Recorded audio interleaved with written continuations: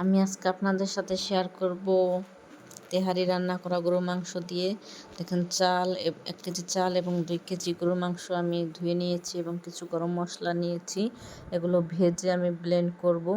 তো একটু ভালো করে ভাজতে হবে যেন ব্লেন্ড হয়ে যায়। আলাদা কোনো মশলা আমি দিব না, যেহেতু তেহারি রান্না।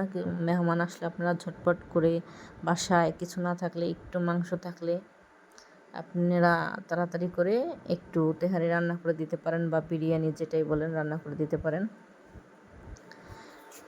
তো আমি কুকারে মাংসটা একটু ছিটি দিয়ে নেব, কারণ কুকারে একটু ছিটি দিলে মাংসটা নরম হয়। তো আমি একটু টক দইটা দিয়ে দেব, আর একটু হালকা একটু লিকুইড দুধটা দিয়ে দেব।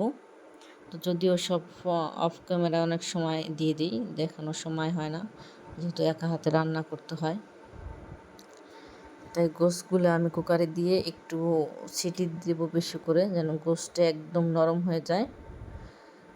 তো দেখেন সিটি দেওয়ার পরে আমার এই গোশের অবস্থা। এই পাশে আমি একটা পাতিলে তেল বসিয়ে তেলটা গরম করে চালগুলো ঢেলে নিচ্ছি। চালগুলো একটু ভাজা ভাজা করব।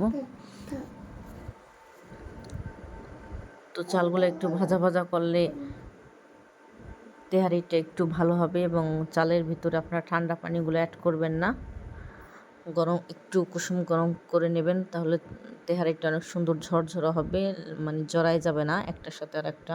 অনেক সময় দেখা যায় যে ঠান্ডা পানিটা অ্যাড করলে জড়াই যায়, তো আর আমি ভিডিও করতে পারি না।